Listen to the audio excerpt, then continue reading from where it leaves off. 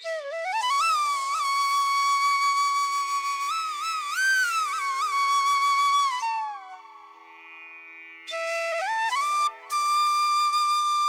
डरावनी और दिल दहला देने वाली दास्तान। उत्तर प्रदेश के एक छोटे से गांव बरौली की पहचान एक पुरानी चीज से थी। गांव के बीचों बीच खड़ा वो बूढ़ा, सैकड़ों साल पुराना पीपल का पेड़। उसकी टेढ़ी मेढ़ी शाखाएं जैसे किसी पिशाच की हड्डियां हों, और हर शाम को वो पेड़ अंधेरे में डूबकर गांव पर अपनी परछाई बिखेर देता। गांव के लोग उस पेड़ से खौफ खाते थे। कहते थे, वहाँ एक चुड़ैल का वास है। जैसे ही सूरज ढलता, हवा का रुख बदल जाता। पेड़ से कभी कोई औरत के रोने की आवाज आती, तो कभी हंसी, ऐसी हंसी जो रूह तक कंपा दे। और कभी कभी तो वो हंसी अचानक किसी चीख में बदल जाती। बरौली के बुजुर्ग आज भी कांपते हुए बताते हैं उस दिन की कहानी, जब सुभद्रा, एक विधवा जो अपनी सादगी में जी रही थी, गांव वालों के शक की शिकार बन गई। उन्होंने उसे डायन कहा, क्योंकि गांव के कुछ बच्चे बीमार पड़ गए थे। कोई सबूत नहीं था, फिर भी भीड़ इकट्ठी हुई और उसके साथ वो किया गया जो इंसानियत से परे था। उसे उसी पीपल के पेड़ से बांध दिया गया, फिर आग लगा दी गई। सुभद्रा जलती रही, मगर उसके होंठ कांपते रहे, कसम खाते हुए बदला लेने की, चैन न लेने देने की। और वो दिन था जब वो पेड़ मर गया और सुभद्रा उसमें बस गई। सालों बाद गांव में राहुल आया, शहर से लौटा युवक, पढ़ा लिखा तर्कवादी। उसने गांव की बातों को अंधविश्वास समझा। भूत वूत कुछ नहीं होता, वह हंसता। लेकिन एक रात सब बदल गया। चांदनी बिखरी थी, मगर हवाओं में सन्नाटा था। राहुल जब खेतों के रास्ते से गुजरा, उसकी नजर उस पीपल के पेड़ पर पड़ी। वहाँ एक औरत सफेद साड़ी में बैठी थी। उसने जैसे अपनी जगह से हिलने की कोशिश ही नहीं की, बस कुछ बीन रही थी जमीन से।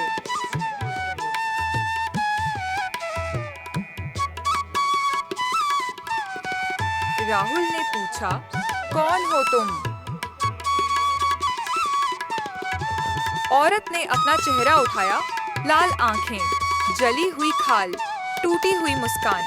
राहुल की चीख रात की खामोशी को चीरती चली गई। उस रात के बाद गांव में डर का साया फैल गया। बच्चे नींद में चलने लगे, मुर्गियां बिना वजह मरने लगी, और कई लोग रात को जागकर रोते पाए गए।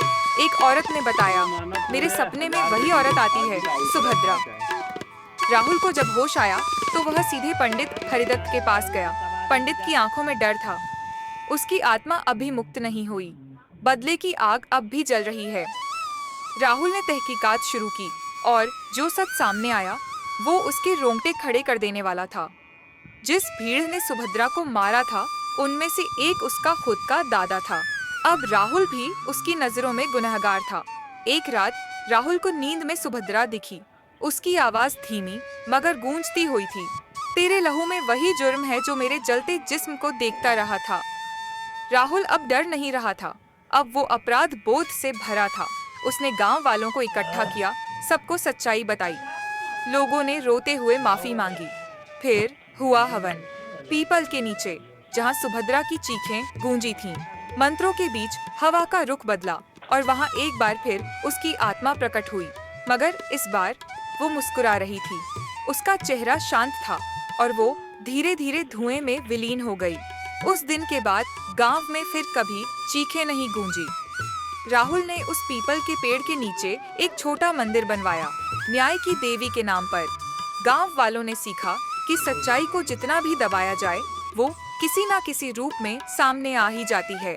और आज भी जब हवाएं रात में तेज चलती हैं, गांव की औरतें सिर झुकाकर कहती हैं, अगर किसी स्त्री के साथ अन्याय हो तो उसकी आत्मा चैन नहीं लेती, चाहे उसे चुड़ैल ही क्यों ना कहा जाए।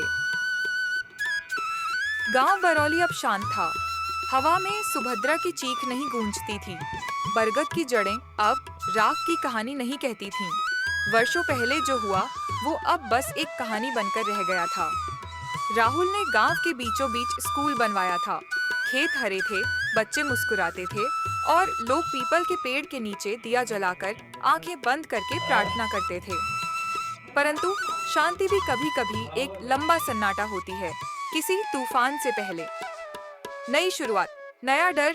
2025 की गर्मियों में एक शहर से आई लड़की अनामिका गांव की शांतियों में अपने शोध की गहराइयों को ढूंढने आई। वह मासूम थी पर मजबूत, किताबों में यकीन करती थी, कहानियों में नहीं। मैं सिर्फ शोध करने आई हूँ, आत्मा वात्मा पर नहीं, वो हंसती हुई राहुल से कहती। लेकिन राहुल की आंखों में वो हंसी कभी नहीं लौटी, जो एक बार सुभद्रा की चीख के साथ मर गई थी। पहली दस्तक रात थी, चुप थी, पर चुप्पियों की भी एक आवाज होती है जो सिर्फ डर के कान सुनते हैं। उस रात अनामिका ने खिड़की के बाहर परछाई देखी। कोई था या कुछ था। सुबह उसके लैपटॉप पर एक तस्वीर थी, खुद उसकी तस्वीर पीपल के पेड़ के नीचे, लेकिन उसे वो याद नहीं थी। तस्वीर के पीछे एक धुंधली अधजली साया खड़ी थी। उसके एकदम पीछे वो कांप गई। पंडित हरिदत्त अब थके हुए थे। उम्र ने उनके शब्दों को भी भारी बना दिया था। ये आत्मा नहीं है, ये अधूरी माँ की चीख है जो अपने अजन्मे बच्चे के लिए तड़प रही है, उन्होंने कहा। अनामिका हंसी। मैं वैज्ञानिक हूँ पंडित जी, मैं भूत नहीं मानती।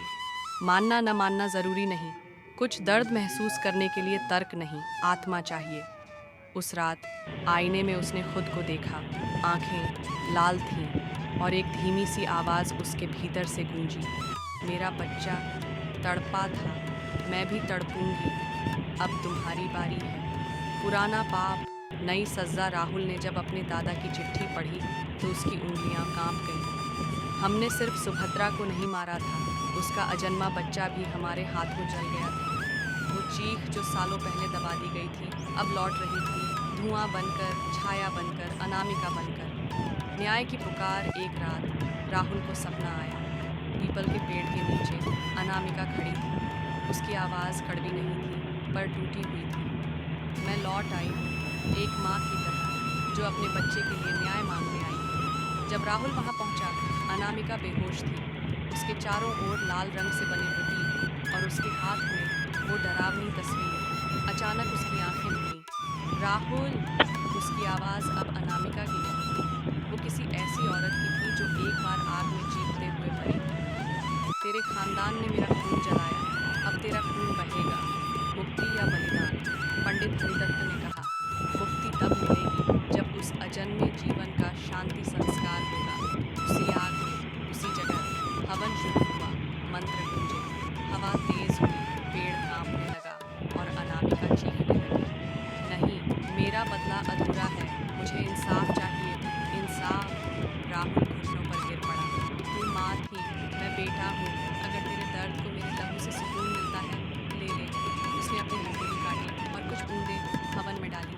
अचानक हवा थम गई, अनामिका गिर पड़ी, शांत, हल्की, इंसान। अंत की शुरुआत। जब अनामिका को होश आया, उसने राहुल को देखा। वो मुस्कुरा रही थी।